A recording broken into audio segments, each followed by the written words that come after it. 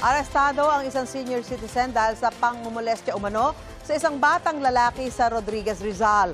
Nanindigan naman ang akusado na hindi siya kundi ibang tao raw ang nang-abuso sa bata. May unang balita si EJ Gomez. Aresto ka namin sa bisa ng warrant of arrest na ito galing Regional Trial Court for Judicial Region No. 75 sa Matay Rizal.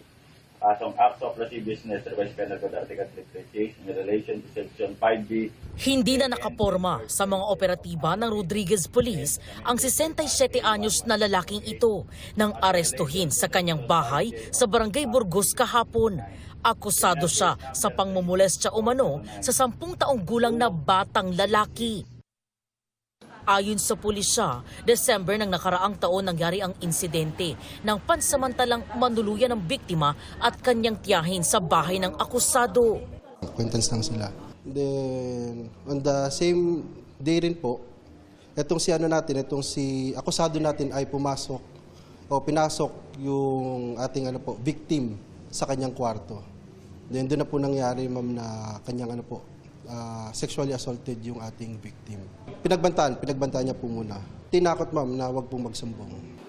Kalaunan ay nakapagsumbong din daw ang menor de edad na biktima sa kanyang stepfather na siya namang nagsumbong sa pulisya. July 16 inilabas ng korte ang arrest warrant para sa akusado. Mariin namang itinanggi ng akusado ang paratang sa kanya.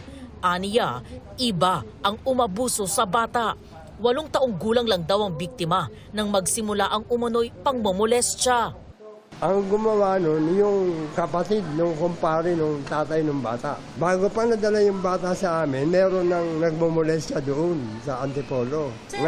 Sino yung sinasabing pumasok doon sa kwarto ng bata? Ewan ko sa kanila, pagkatapos kong maligo, nang sinasabi nila, pinapasok ko raw yung bata. Hindi naman totoo, yung bata ang pumasok at hindi ko alam. Dahil nakatalikod ako. Sinampahan ng kasong 3 counts of acts of lasciviousness ang akusado na nakadetain sa Rodriguez Police Custodial Facility. Walang pahayag sa media ang pamilya ng biktima. Ito ang unang balita. EJ Gomez, GMA News.